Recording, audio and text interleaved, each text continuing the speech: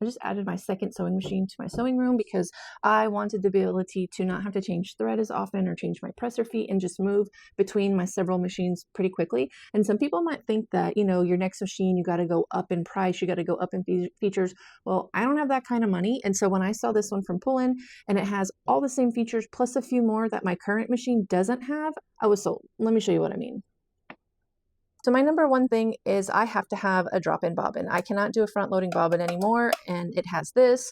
The manual needle threader is very reliable. I use it all the time.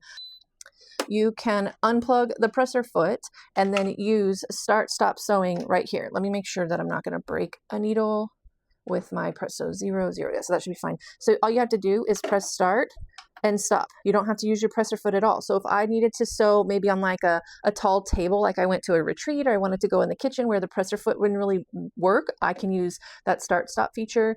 I love that the reverse is right here. The needle position you can raise up and down, or you can turn the wheel. I love speed control. I have to have speed control. I am not that great with my presser foot, so I like to think about what speed I need to go and set it before I take off.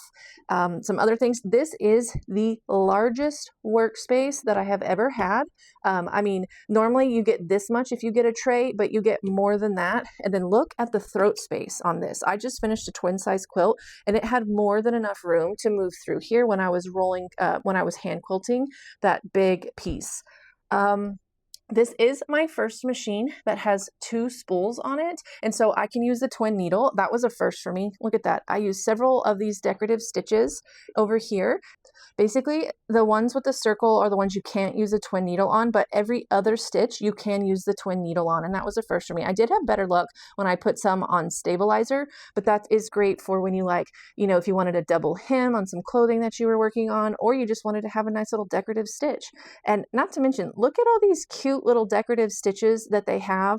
I just used this hexagon one on a honeybee quilt that I just finished. I love that the tray is removable.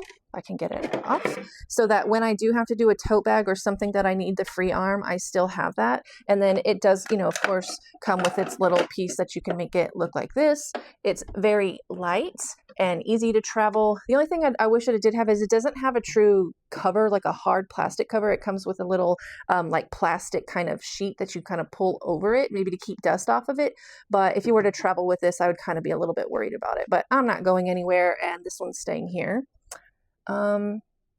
You absolutely can increase the stitch width and stitch length, which I love. It has over 200 stitches and monogramming that you can use, and it's just been a great little machine for me. And I even noticed, like, when I get into a hairy situation, like I was working on some boxy bags the other day, and the needle, like the machine started to sense that I was about to either get a jam or break the needle, and so it actually slowed down and then gave me this symbol over here that said LO, and that just meant like, girl, you about to mess up. So the machine like clued me into that so that I stopped and I didn't break a needle, or I didn't, you know, cause some kind of like mistake with my threads down here.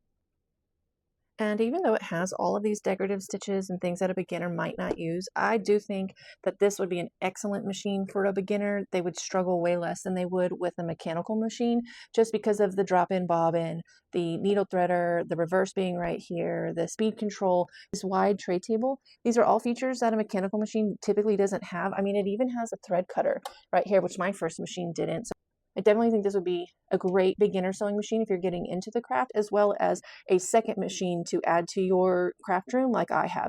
The manual for this machine was actually pretty great.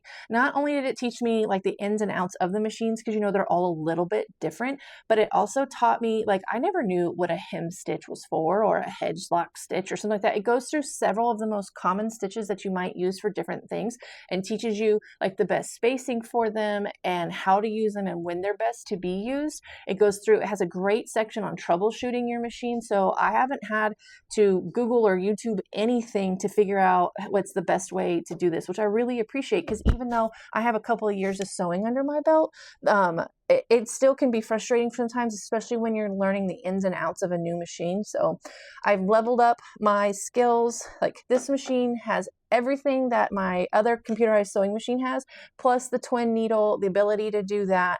That little start stop feature was really cool. And then it slowing down before I made a mistake. It's not to say that I won't break a needle, but I really appreciated that. And it made me pause and made me kind of stop before I made a mistake.